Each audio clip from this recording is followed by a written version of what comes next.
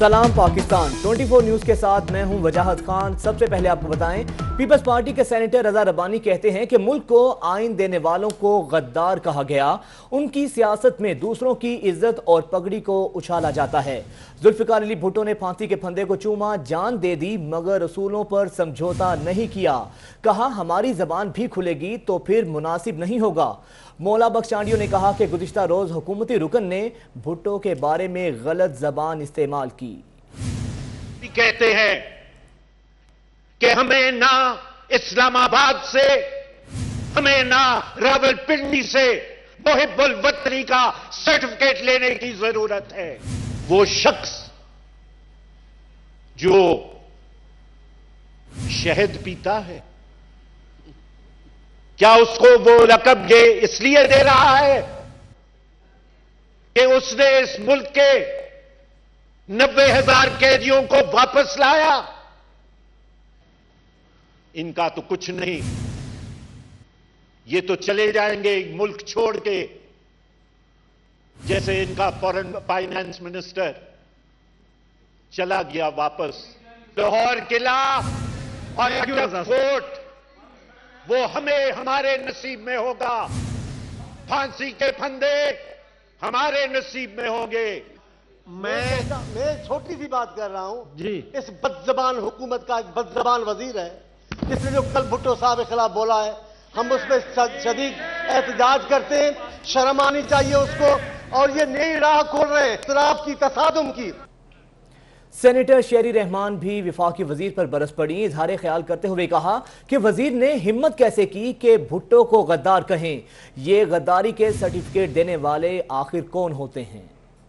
इस मिनिस्टर ने चेयरमैन साहब प्रॉपर्टी होती है, इस मिनिस्टर को नोटिस दिया गया है, उन पर पर्चा दर्ज हुआ है। वो जाके कश्मीर में ना सिर्फ माहौल को आलूदा कर रहे हैं, तशरीफ रखे बात कर रहे हैं, और शहीद जुल्फिकार अली भुट्टो को उन्होंने जसारत और हिम्मत कैसे की कहने की कि वो गद्दार हैं। ये गद्दारी के पर्चे होते कौन होते हैं देने वाले? ये बात बिल्कुल गलत है चेयरमैन साहब, हमें बिल्कुल एक्सेप्टेबल नहीं है। सेनेटर में तहरीक इंसाफ के कायदे ऐवान शहजाद वसीम ने कहा कि अपोजिशन को अपनी टॉप लीडरशिप की गुफ्तगू पर मुआफी मांगनी चाहिए। कायदे आजम से मुतल्लिक मुतनाज़े बात करने वाले भी मौजूद हैं। कश्मीर इलेक्शन में अपोजिशन को अपनी शिकस्त नजर आ रही है। उन्होंने मजीद क्या कहा, आइए देखिए। जनाब चेयरमैन जरा आप क्लिप्स मंगवा कर देखें। आप प्लीज जरा सुन लें, फिर आप अपनी बारी पे बात करें। सर इनको पता है कि ये नहीं सुन सकते। जो जुबान इनकी जमातों की टॉप लीडरशिप ने आजाद कश्मीर के हारे हुए इलेक्शन के जलसों में अपनी हार को नविश्ता दीवार देखते हुए जो जुबान इस्तेमाल की, सबसे पहले तो इनको उस जुबान के ऊपर माफी मांगनी चाहिए। हाउस में वो लोग भी बैठे हुए हैं, वो जमात भी माफी मांगे पूरी कौम से, जिन्होंने मोहसिन पाकिस्तान कायदे आजम को काफिर पाकिस्तान कहा था और कहा था कि हम पाकिस्तान बनाने के जुर्म में शरीक नहीं। आज वक्त है कि वो यहाँ इस हाउस में खड़े हो और माफी मांगे पूरी कौम के साथ। जो दवाई लेने गए थे वो आज तक वापस आने का नाम नहीं ले रहे। कहते हैं कि हमारा जीना मरना इस मुल्क में है, जीना मरना उसका इस मुल्क में है जिसने इस मुल्क में रह के सियासत की। आपने नहीं कहा कि हम अपनी सियासत करेंगे और आपका जो दिल करता है आप करते रहें। तो आप जवाब देंगे अपने वक्त पे नहीं। ये बात मत करें, यहाँ कोई दूध का धुला हुआ नहीं है। मैं तो वो हवाला दे रहा हूँ जो आज के अखबार में तस्वीर छपी है। मैं तो फोटोशॉप की बात कर रहा हूँ, फोटोशॉप। और आप इस मुल्क में फोटोशॉप के जरिए नहीं रह सकते, आप फोटोशॉप के जरिए इस मुल्क में नहीं रह सकते, आपको असल में आना पड़ेगा इस मुल्क में। उधर ओपोजिशन ने सेनेट इजलास में बदकलामी सरकार के नारे लगा दिए। चेयरमैन सेनेट सादिक सिंगरानी ने नारे लगाने से रोक दिया। सेनेटर शहजाद वसीम की तकरीर के दौरान ओपोजिशन अरकान खड़े हो गए और शोर शराबा कर दिया। Chairman senate order in house की सदाएं लगाते रहे लेकिन किसी ने ना सुनी। चेयरमैन सेनेट की इजलास मुलतवी करने की धमकियां भी रायगा गईं। शहजाद वसीम की तकरीर के दौरान ओपोजिशन का मुसलसल शोर शराबा जारी रहा। नहीं चलेगी। रजा रब्बानी साहब हाउस में नारे न लगाएं प्लीज, हाउस में माहौल ना करें प्लीज, बात करें अपनी, तशरीफ रखें अपनी नशिस्तों पे तशरीफ रखें। वज़ीर आज़म इमरान खान कहते हैं कि ई वोटिंग की सूरत में अपोजिशन भी नताइज तस्लीम करेगी। ई वोटिंग मशीनों के जरिए इंतखाबात से धांधली खत्म होगी। पेपरलेस निज़ाम आने से फ्रॉड खत्म हो जाता है। कहा ई गवर्नेंस निज़ाम लाएंगे, फॉल्ट सिस्टम से मुश्किलात आती हैं। ऑनलाइन निज़ाम से ज़मीनों का रिकॉर्ड भी महफूज रखा जा सकता है। कि पाकिस्तान के अंदर ईवीएम मशीन्स का वो ईवीएम मशीन्स वो काम करेंगी जो एलिमिनेट कर देंगी जिधर सारी धांधली होती है। जब जैसी पोलिंग क्लोज होती है और जब रिजल्ट अनाउंस होता है, उसके बीच में जो जुडिशल कमीशन बनी थी उसमें जो सारी निशानदेही की गई थी, वो उस टाइम पे जैसी वोटिंग ख़त्म होती है और अनाउंस होता है, उसके बीच में सारी प्रॉब्लम्स आती हैं। हर किस्म की बेज़ाब्तियाँ होती हैं, धांधली होती है। तो जब ईवीएम मशीन्स आएंगी तो वो सारा प्रोसेस बीच में से निकल जाएगा। जैसे इलेक्शन ख़त्म हुआ, बटन दबाया, रिजल्ट आ गया। जिसने क्वेश्चन किया उसकी एक पेपर ट्रेल है, वो जाके फिर इलेक्शन चैलेंज कर सकता है। भारतीय जासूस खातून अस्मा मुस्कान सर्विसेज अस्पताल में जेर इलाज हैं। अस्मा मुस्कान को जेल से 4 रोज कबल सर्विसेज हॉस्पिटल मुंतकिल किया गया था। खातून अस्मा मुस्कान के खिलाफ नारोवाल में तखरीब कारी का मुकदमा भी दर्ज है। मजीद जानेंगे, हमारे नुमाइंदे राव दिलशाद हमारे साथ मौजूद हैं। राव दिलशाद, बताइएगा। बिल्कुल जी, ये भारतीय जासूसा हैं, का नाम अस्मा मुस्कान है, जो कि सर्विसेज अस्पताल में जेर इलाज है। आपको बताएं कि 4 रोज कबल जेल हुकाम ने इलाज की गर्ज के लिए सर्विसेज अस्पताल मुंतकिल किया था। ताहम चूंकि भारतीय जासूसा खातून अस्मा मुस्कान जो है मुख्तलिफ अमराज में मुब्तला है, इस हवाले से जो डॉक्टर्स हैं वो भी तजब्जुब का शिकार हैं, क्योंकि मल्टीपल इशूज हैं, एज फैक्टर भी है और गुज़िश्ता कई बरसों से ये खातून जो है वो जेल में हुए, जिसके हवाले से गायनी डिपार्टमेंट और शोबा मेडिसिन के हवाले से राय का इंतजार किया जा रहा है। ये कहना है अस्पताल इंतजामिया का। जो ही कोई कंस्ट्रक्टिव कोई राय आती है तो फिर इलाज जो है वो शुरू हो सकेगा। जी ठीक है, बहुत शुक्रिया दिलशाद आपका। एक तीर से 2 शिकार करने वाला SHO खुद शिकार हो गया। कहते हैं ना, ड्रामेबाजी भी हर किसी को रास नहीं आती। कराची में शाह लतीफ पुलिस स्टेशन के SHO नेक मोहम्मद खोसो ने अपनी गाड़ी चोरी होने का एक और ड्रामा रचाया, मगर किसी काम ना आया। ये मामला क्या है, जानते हैं editor crime scene Faisal Shakeel से। फैसल शकील, बताइएगा इस SHO बारे। जी, ये SHO शाह लतीफ थे नेक मोहम्मद। इन्होंने जो है वो ड्रामेबाजी की थी, ड्रामा रचाया था कि उनकी गाड़ी जो है वो छीन ली गई है, फिर बोला चोरी हो गई है। जब इस बारे में तहकीकात की तो पता ये चला कि ये जो है गाड़ी इन्होंने किस्तों पे ली थी और किस्तें ना अदा करने पर जो है वो उठा ली गई। और ये उन जिन लोगों ने ये गाड़ी उठाई, जो मालकान थे गाड़ी के, उनके खिलाफ मुकदमा दर्ज कराना चाहते थे और शोहरत हासिल करना चाहते थे, मीडिया पे आना चाहते थे। तो ये इस बारे में जो तहकीकात पर इन्हें जो है वो मुअत्तल कर दिया है और इनके खिलाफ तहकीकात शुरू कर दी है। ठीक है, तहकीकात शुरू कर दी गई हैं। बहुत शुक्रिया आपका। और अब मुआशी मैदान से आपको खबर देंगे। पाकिस्तान बैंकिंग सेक्टर के डिपॉजिट नए बुलंद तरीन सतह पर पहुंच गए हैं। माली साल 2021 में डिपॉजिट्स में 22% इजाफा हुआ है। 14 साल बाद 22% इजाफा रिकॉर्ड किया गया है। मुआशी मैदान से अच्छी खबर है, पाकिस्तान बैंकिंग सेक्टर के डिपॉजिट नई बुलंद तरीन सतह पर पहुंच गए हैं। इसी पर बात करेंगे हमारे नुमाइंदे अशरफ खान से। अशरफ, बताइएगा मुआशी एतबार से कितनी हौसला अफजा खबर है ये अगर देखा जाए कि बैरून मुल्क पाकिस्तानी तरसीलात ज़र में मुसलसल इजाफा हो रहा है, साथ में कोविड के बाद जो कारोबार करने में मुश्किलात थी उसके बाद भी बैंकिंग डिपॉजिट में इजाफा देखा गया है, जिसके बाद पाकिस्तान के बैंकिंग सेक्टर में 14 साल बाद डिपॉजिट में 22% का नमू देखी गई है, जिससे बैंकिंग सेक्टर के डिपॉजिट 19,800 अरब रुपए से तजावज कर दें, जो कि पाकिस्तान की मुल्क में एक बुलंद तरीन सतह है। और यहाँ पे ये भी कहा है कि तरसीलात ज़र में जो इजाफा देखा गया है, माली साल 2021 में 29% इजाफा हुआ, जो कि 29 अरब 40 करोड़ डॉलर आए थे। साथ में कोविड की वजह से कारोबारी सरगर्मियां मुतासर होने से भी डिपॉजिट बढ़े हैं और बैंकों की सरमायाकारी भी 29% इजाफे से 13,700 अरब रुपए तक पहुंच गई है।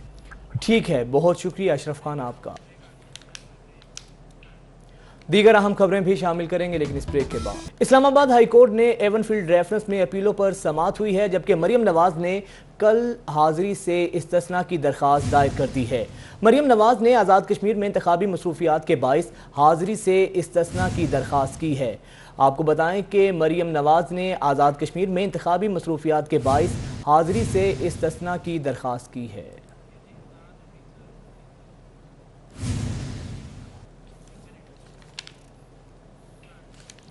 सिंध में ग्रेड 18 के अफसरान का बहरान पैदा हो गया है। 52 महकमों में 82 आसामियां खाली पड़ी हैं। अफसरान की अदम तैनाती से इंतजामी उमूर जो है वो मफलूज होकर रह गए हैं।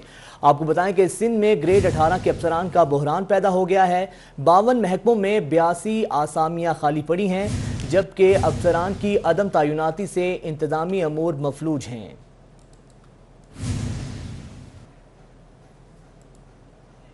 आपको बताएं कि 52 महकमों में 82 आसामियां खाली हैं, जबकि अफसरान की अदम तैनाती से इंतजामी अमूर मफलूज हो चुके हैं, जिसके बाइस सिंध में ग्रेड 18 के अफसरान का बहरान पैदा हो चुका है और इंतजामी अमूर में मुश्किलात का सामना है। 52 महकमों में 82 आसामियां खाली पड़ी हैं। आपको बता रहे हैं कि अफसरान की अदम तैनाती से इंतजामी अमूर मफलूज होकर रह चुके हैं।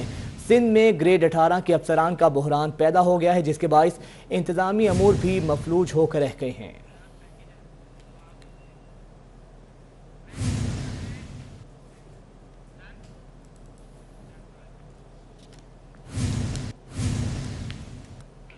कि मुल्क के नए कोरोना केसेस में 15 से 20% डेल्टा किस्म के हैं। विफाकी वजीर असद उमर ने गुज़िश्ता रोज विफाकी काबीना को ब्रीफिंग में बताया, भारतीय किस्म का तेजी से फैलाव संगीन सूरत हाल की निशानदही करता है। मजीद जानेंगे अवैस के आनी से। अवैस बताइएगा।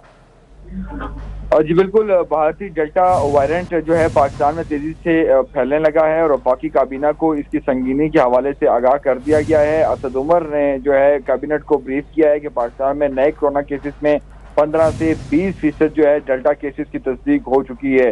डेल्टा वेरिएंट जो है वो संगीन सूरत-ए-हाल की निशानदही करता है और SOP पर अमल दरामद कम सतह पर है। वफाकी काबीना को ब्रीफिंग देते हुए उन्होंने कहा कि भारतीय डेल्टा वेरिएंट सरहदों के पार तेजी से जो है वो फैला है और डेल्टा वेरिएंट पाकिस्तान में भी मौजूद है। असद उमर की जो काबीना को जो ब्रीफिंग में बताया गया है कि ये तमाम सर मामलात हैं जिसको देख के आगे की लाहेमल जो है वो इख्तियार करना चाहिए। ठीक है, बहुत शुक्रिया अवैस के आनी आपका। इस्लामाबाद में खातून की नाजेबा तस्वीर बनाकर ब्लैकमेलिंग का एक और केस सामने आ गया है। थाना अपारा में खातून की मुद्दत में मुकदमा भी दर्ज कर लिया गया है। ब्यूरो चीफ सगीर चौधरी हमारे साथ मौजूद हैं, उनसे जानते हैं। सगीर चौधरी, आगाह कीजिएगा। जी देखें, ये थाना अपारा का इलाका है। वहाँ पर खातून की नाजेबा तस्वीर बनाकर उसको ब्लैकमेल किया जाता रहा था और अपारा के खातून की जानिब से अब थाना अपारा में मुकदमा दर्ज कराया गया, जिस पर जो है वो पुलिस ने एक मुलजम को गिरफ्तार किया गया। चूंकि इसमें 2 मुलजम जो है वो सामने आए हैं जिनका ताल्लुक चक्री से बताया जाता है। मुलजम मोहम्मद हफीज और अब्दुल सबूर में से एक मुलजम गिरफ्तार है और कहा जा रहा है कि मुलजमान मोहल्ले की दीवारों पर जो है वो इसकी तस्वीर चश्मा कर रहे थे। जी ठीक है, बहुत शुक्रिया आपका। रवां बरस कुर्बानी के जानवरों के खाल की रेट में इजाफा होगा। Chairman leather garments exporters association Danish Khan कहते हैं, लेदर एक्सपोर्ट बढ़ने से खाल की मांग में इजाफा हुआ है। ईद उल अज़हा पर लेदर इंडस्ट्री को बहुत सहारा मिलता है। तफसीलात हबीब खान से जानते हैं। जी हबीब, आगाह कीजिएगा। जी बिल्कुल, इस साल जो है वो कुर्बानी के जानवरों की खालों के जो रेट हैं वो पाकिस्तान लेदर एक्सपोर्ट एसोसिएशन के जो सदर हैं उनकी जानिब से बताया जा रहा है कि उन रेट्स में इजाफे का इम्कान है। और गुज़िश्ता साल क्योंकि कोविड रहा और कुर्बानी का रुझान भी कम था और दूसरी जानिब एक्सपोर्ट इंडस्ट्री जो है वो मुतासिर थी, तो उस वजह से खालों के जो रेट थे वो नहीं थे। लेकिन इस साल कुर्बानी की खालों के जो रेट हैं उसमें जो है वो इजाफा होने का इम्कान बताया जा रहा है और ख़ास हद तक इजाफे का इम्कान जो ज़ाहिर किया गया है। इस वक्त अगर आपको अपडेट करें तो बकरे की जो खाल है, जो कि गुज़िश्ता साल हमने देखा था कि कुर्बानी के वक्तों में जो है उसका रेट सिर्फ और सिर्फ बताया जा रहा है कि 100 से 120 रुपये में भी जो उसकी ख़रीदारी नहीं हो पा रही थी। इस साल 180 से 200 रुपये की जो है वो खाल बकरे की बताया जा रहा है फ़रोख्त होगी। जानिब अगर गाय के हवाले से इसी तरह से बात करें तो गाय का जो रेट है उसमें भी इजाफा हुआ है और गाय की जो खालें हैं जो गुज़िश्ता साल हमने देखा कि उनका जो रेट था वो इंतहाई कम था और 600 से 700 रुपये में गाय की खाल फ़रोख्त हो रही थी। लेकिन इस बार जो बड़ी गाय है, जो बड़ा जानवर है, उसकी जो खाल है उसका रेट तकरीबन 1400 रुपये और 1200 रुपये। ओवरऑल एक बड़ी तादाद है जो खालें इस साल लेदर इंडस्ट्री एक्सपो उम्मीद कर रही है कि उनको मिलेंगी और इससे न सिर्फ लेदर एक्सपोर्ट इंडस्ट्री को जो है वो बूम मिलेगा बल्कि जो खालें फ़रोख्त करने वाले हैं जो गुज़िश्ता साल खासे परेशानी में मुब्तला रहे थे वो इस साल खालें बेच कर। ठीक है, बहुत शुक्रिया आपका। वज़ीर-ए-आला पंजाब की सिक्योरिटी के लिए 1.5 करोड़ रुपए का फंड जारी कर दिया गया है। ये फंड वज़ीर-ए-आला की सरकारी रिहाइशगाह और ऐवान वज़ीर-ए-आला पर सिक्योरिटी इक़दामात के लिए खर्च होंगे। आपको बताएं कि वज़ीर-ए-आला पंजाब की सिक्योरिटी के लिए 1.5 करोड़ रुपए का फंड जारी कर दिया गया है।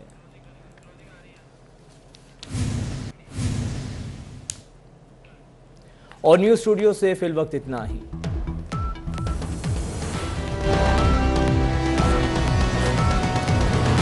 24 न्यूज़, बाखबर 24 घंटे।